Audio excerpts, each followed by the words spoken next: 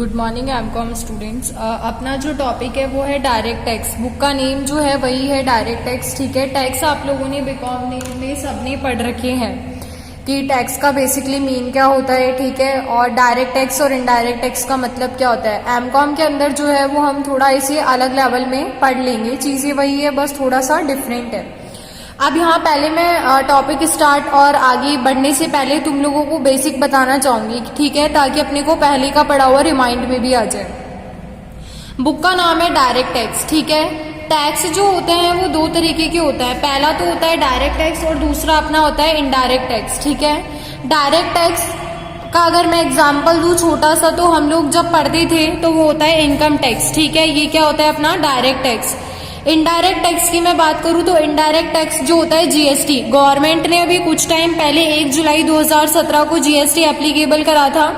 GST का basically mean क्या है, सारे तरीके के जितने भी टैक्सेशन है उसका मर्जिनेशन क्या होता है, जीएसटी होता है। ठीक है, अब बात कर रहे हैं इनकम टैक्स एक्ट जो है वो अप्लाई कब हुआ, तो अप्लाई कब हुआ 1961 में हुआ, और इनकम टैक्स रूल कब आया 1962 में आया। ठीक है, डायरेक्ट और इनडायरेक्ट टैक्स होता है। हम यहाँ जो पढ़ने वाले हैं वो है डायरेक्ट टैक्स, जिसे हिंदी में बोलते हैं प्रत्यक्ष कर। ठीक है, अब बात करेंगे इनकम टैक्स और डायरेक्ट टैक्स के अंदर जो है वो पर्सन का क्या मतलब है। तो पर्सन से मतलब क्या होता है, जो टैक्स पे करता है। बेसिकली इंडिविजुअल भी हो सकता है, कंपनी भी हो सकती है, फर्म भी हो सकता है, लोकल अथॉरिटी भी हो सकती है। ठीक है, अब असेसमेंट ईयर की मैं बात करूं तो 2020-21, प्रीवियस ईयर 2019-20। टैक्स के अंदर ये जो डेट है इसका हमें ध्यान में देना जो है वो बहुत जरूरी है। ठीक है, अब बात कर रहे हैं दो तरीके के एम्प्लॉय होता है। ठीक है, एक तो होता है गवर्नमेंट एम्प्लॉय और एक होता है नॉन गवर्नमेंट। ठीक है, अब नॉन गवर्नमेंट क्या हो सकता है, जो सेमी गवर्नमेंट हो गया। ठीक है, ये सब क्या होता है नॉन गवर्नमेंट, जिसकी प्राइवेट जॉब हो। ठीक है, दोनों का डेट अलग अलग है, दोनों की कैलकुलेशन अलग अलग है। इनकम टैक्स के अंदर 5 हेड होता है। पहला कौन सा होता है, इनकम फ्रॉम सैलरी, दूसरा होता है इनकम फ्रॉम हाउस प्रॉपर्टी, तीसरा होता है income from capital gain, then business and profession और अदर सोर्सेज। ठीक है, ये 5 हेड है। अब आप लोग ये सोचेंगे कि 5 हेड का क्या मतलब है, पूरी आईटी जो बेस्ड है वो इन 5 हेड पर बेस्ड है। ठीक है, अब बात कर रहे हैं इनकम फ्रॉम सैलरी। चाहे से गवर्नमेंट एम्प्लॉय हो या प्राइवेट हो, सैलरी सबको मिलती है। ठीक है, उसके अलावा गवर्नमेंट एम्प्लॉय के लिए और भी बेनिफिट होता है, जैसे ग्रेजुइटी, ठीक है, पेंशन, कंपनसेशन, उसके अलावा बहुत सारे फंड होते हैं, प्रोविडेंट फंड हो गया। ठीक है, तो इन सबका जितना भी ट्रीटमेंट है वो कहाँ आएगा, सैलरी हेड के अंदर आएगा। ठीक है, अगर मेरी सैलरी से रिलेटेड कोई भी बात हो रही है तो वो कहाँ टैक्सेबल होगी, इनकम फ्रॉम सैलरी हेड के अंदर। अब बात कर रहे हैं हाउस प्रॉपर्टी, मकान को बेचने और खरीदने से। ठीक है, मकान को बेचने और खरीदने से या तो क्या होगा, मकान का ओनर है वो जयपुर में रहेगा मान के चलिए, या फिर अगर वो बाहर भी रहता है लेकिन मकान उसका है, तो हाउस से रिलेटेड हमारी जो भी बात हो रही है वो कहाँ आएगी, इनकम फ्रॉम हाउस प्रॉपर्टी में कैपिटल गेन। मान लीजिए मेरी कोई लैंड है, उसको मैं आज सेल आउट कर रही हूँ। ठीक है, पूंजी संपत्ति मतलब सेल कर रही हूँ, तो उस लैंड की कितनी वैल्यू है वो सब कहाँ आएगा, कैपिटल गेन में आएगा। BOP, business and profession, BOP में क्या आएगा, बेसिकली बिजनेस से रिलेटेड सारी इनकम जो होगी वो कहाँ आएगी, बीओपी में। अब प्रोफेशन से अगर आप लोग बात करें तो प्रोफेशन क्या हो सकता है, मान के चलिए प्रोफेशन जैसे कि कोई डॉक्टर है, कोई टीचर है। डॉक्टर टीचर जो होता है वो अगर हम किसी कॉलेज में पढ़ा रहे हैं तो हम क्या माने जाएंगे, टीचर। लेकिन अगर वो हमारा प्रोफेशन है, लेकिन अगर हम उसी चीज को घर में जाकर ट्यूशन के थ्रू पढ़ा रहे हैं तो वो क्या हो गया, मेरा एक तरीके से बिजनेस हो गया। समझ में आ गया दोनों डिफरेंस। दूसरा, अगर मैं हॉस्पिटल की बात करूं तो डॉक्टर अगर हॉस्पिटल में वो वहां इलाज कर रहा है तो वो क्या है, उसका प्रोफेशन है। बट अगर वही डॉक्टर घर पे मरीजों को देख रहा है, ठीक है, घर पे पेशेंट्स को देख रहा है, तो वो मेरा क्या हो गया, एक तरीके से बिजनेस हो गया। अदर सोर्सेज की मैं बात करूं, गैम्बलिंग हो गया, स्पेकुलेशन हो गया। ठीक है, ये सब क्या होता है, एक तरीके से इनकम का सोर्स है। जुआ हो गया, सट्टा हो गया, हम देखते हैं कई बार क्रिकेट चलता है, हम उस पर मैच फिक्सिंग करते हैं। इन सब से रिलेटेड जो भी इनकम है अपनी वो कहाँ होगी, इनकम फ्रॉम अदर सोर्सेज में। शॉर्ट वे में अगर कहूँ तो जितनी भी इनकम इन्हीं हेड में अंदर टैक्सेबल नहीं हुई है वो सारी कहाँ होगी, इनकम फ्रॉम अदर सोर्सेज के अंदर। अब बात कर रहे हैं ग्रॉस टोटल इनकम, सारे हेड की जो टोटल है वो क्या होगी अपनी जीटीआई, ठीक है। ग्रॉस टोटल इनकम हो गई, लेस इसमें से हम क्या कर देंगे, डिडक्शंस। अब आप लोग सोचेंगे डिडक्शंस क्या होते हैं, तो आईटी के अंदर 80C से लेकर 80U तक के जितने भी डिडक्शन है वो सब मैं लेस करूंगी, तो जो बचेगी मेरी वो क्या हो गई, टोटल इनकम, ठीक है। टोटल इनकम तक हो गया। तो कहने का मतलब है हमने हेड देख लिए, 5 तरीके के हेड होंगे, सारी gross total income, total income आ जाएगी अपने। अब आप लोगों को ये लग रहा होगा कि हम जो ये वाली बुक है उसके अंदर यही चीज को डिटेल में पढ़ेंगे, नहीं। अपन इसके अंदर हर तरीके के असेसी का जो है वो टैक्स कैलकुलेट करना सीखेंगे। आप लोगों ने एक वर्ड सुना होगा, अगर आपके फादर या जो भी है गवर्नमेंट एम्प्लॉय है तो हम उनसे 31 मार्च के लिए, अगर वो नॉर्मल एम्प्लॉय है दैट मीन्स नॉन गवर्नमेंट है, तो हम उनसे पूछते हैं कि आपने कितना टैक्स पे करा, ठीक है। या फिर हम क्या पूछते हैं, टैक्स लाइबिलिटी कितनी बन रही है, ठीक है। तो जब भी आप टैक्स रिटर्न फाइल करते हैं तो ये वर्ड जो है ये हमारे काम आता है। 20 मार्क्स के क्वेश्चन में वो सारी चीजें पूछता है, ठीक है। टोटल इनकम तक आने के बाद मैं किस तरीके से एजुकेशन फीस लगाऊंगी, कौन सा स्लैब हम यूज कर रहे हैं, हम ये देखेंगे कि जो सॉल्व हम क्वेश्चन कर रहे हैं उसमें जो पर्सन है वो सिटीजन है, सीनियर सिटीजन है या सुपर सिटीजन है, ठीक है। सुपर सिटीजन क्या हो गया, आफ्टर 80 ईयर्स ओल्ड, ठीक है। सिटीजन क्या हो गया, 60 से 80 के बीच में, और नॉर्मल क्या होता है उससे बिलो, ठीक है। तो इन सब के लिए स्लैब भी अलग अलग है। लास्ट में जो अपना आता है पॉइंट्स में आंसर एक्यूरेट, वो क्या होती है अपनी टैक्स लाइबिलिटी, ठीक है।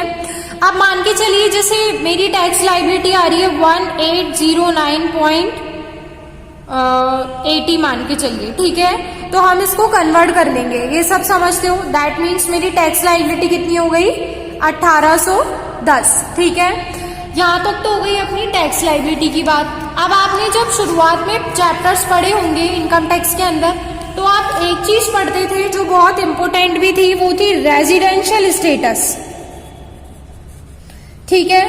रेजिडेंशियल स्टेटस, अब रेजिडेंशियल स्टेटस क्या होता है, हिंदी में इसका मीन होता है निवास स्थिति एवं कर निर्धारण का दायित्व, ठीक है। रेजिडेंशियल स्टेटस जो है, अगर वो पर्सन इंडिया में है तो उसका रेजिडेंशियल स्टेटस क्या होगा, not ordinary resident in India. क्या मतलब है इसका, कि कभी तो वो इंडिया में आ रहा है, कभी वो इंडिया में नहीं आ रहा, तो क्या होगा। और अगर नॉन रेजिडेंट है, वो रहता ही फॉरेन में है, तो किस हिसाब से होगा।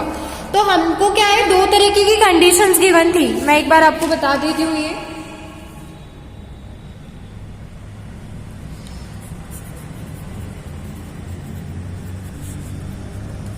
रेजिडेंशियल स्टेटस, ठीक है।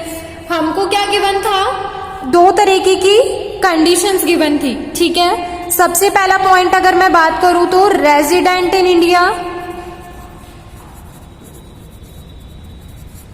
ठीक है। उसके बाद not ordinarily resident in India,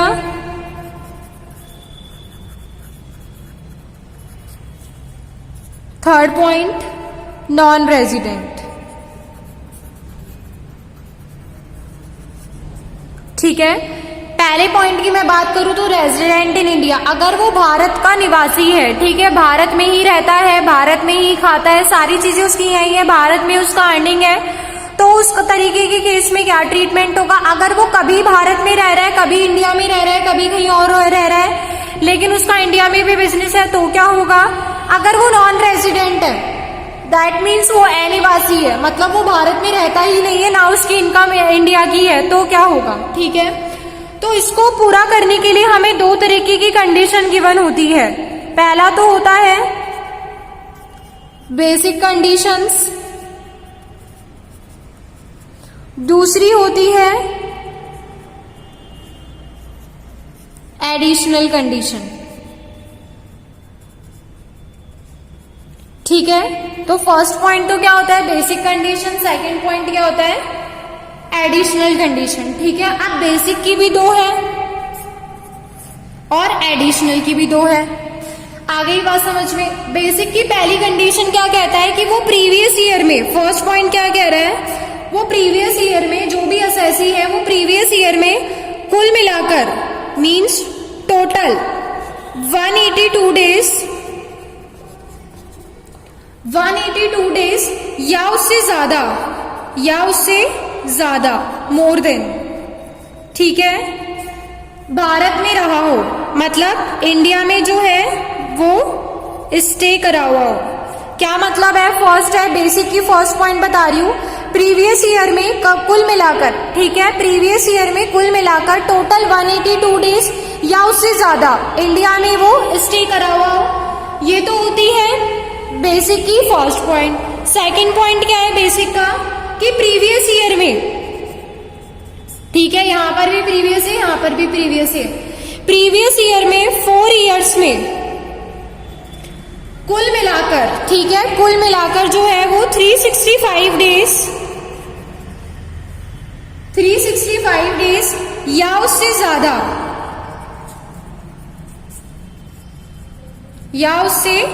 ज्यादा भारत में रहा हो, ठीक है, भारत में रहा हो, इंडिया में जो है वो उसने स्टे करा हो। वापस से समझ लेना। पहला पॉइंट तो क्या कह रहा है, प्रीवियस ईयर में कुल मिलाकर टोटल जो है वो 182 दिन रहा हो, कैसे भी काउंट करने 182 होने चाहिए, ठीक है, या उससे ज्यादा का जो है वो इंडिया में स्टे करा हुआ हो। दूसरा पॉइंट क्या कह रहा है, प्रीवियस ईयर के 4 सालों में, मतलब हम प्रीवियस ईयर देखेंगे फिर उल्टा रिवर्स में जाएंगे, 4 साल में कम से कम 365 दिन या उससे अधिक जो है वो इंडिया में स्टे करा हो। अगर ऐसा भी नहीं हो रहा है तो दूसरा अप्लाई कर देंगे इसी में, एंड प्रीवियस ईयर में सेम वही, प्रीवियस ईयर में 60 डेज या उससे ज्यादा भारत में रहा हो, ठीक है ना। ये हो गई बेसिक की दोनों कंडीशन फुलफिल। अगर ये दोनों कंडीशन को फुलफिल कर रहा है तो ये अपन डिस्ट्रीब्यूट करेंगे कि रेजिडेंट है, नॉट ऑर्डिनरी रेजिडेंट है और नॉन रेजिडेंट है। अब अपन बात कर रहे हैं एडिशनल की। एडिशनल की जो है वो दोनों कंडीशन कौन कौन सी है, तो फर्स्ट तो क्या है कि वो प्रीवियस ईयर में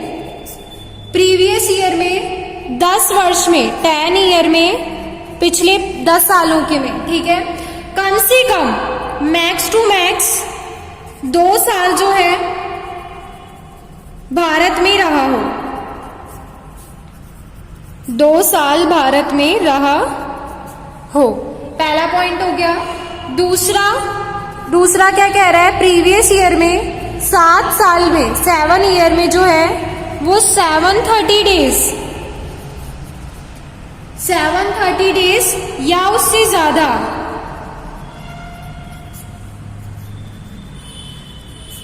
भारत में रहा हो, ठीक है। ये होता है अपना रेजिडेंशियल स्टेटस। कुछ माइंड में आ गया होगा जो अपन ने ग्रेजुएशन में पढ़ा था। अब बात कर रहे हैं कि मैंने आप लोगों को हेड बता ही दिया है। अब हम बात करेंगे कि कौन कौन से अलाउंसेस मिलते हैं, किस किस हिसाब से होता है। जो डायरेक्ट टैक्स का मेरा पहला वाला चैप्टर है ना, वो सिर्फ और सिर्फ इनकम टैक्स की स्टडी करना है, ठीक है, इनकम टैक्स की स्टडी। अब आप लोग सोच रहे हैं इनकम टैक्स की स्टडी क्या है, तो अब तक हमने बीकॉम में जितने भी हेड पढ़े थे, ठीक है, समझ में आई बात, जितना भी हमने कैलकुलेट करना सीखा था, किस हेड में क्या आएगा, कौन टैक्स फ्री है, कौन टैक्स पेबल है, उन सब की समरी है फर्स्ट चैप्टर के अंदर, ठीक है। सिर्फ और सिर्फ फर्स्ट चैप्टर के अंदर जो है वो उसकी समरी है। अब इसमें से एग्जाम में थ्योरी क्वेश्चन भी बन सकता है और प्रैक्टिकल भी आ सकता है, ठीक है ना, दोनों ही चांसेस है। बाकी का जो है वो अपन नेक्स्ट क्लास में डिस्कस करेंगे।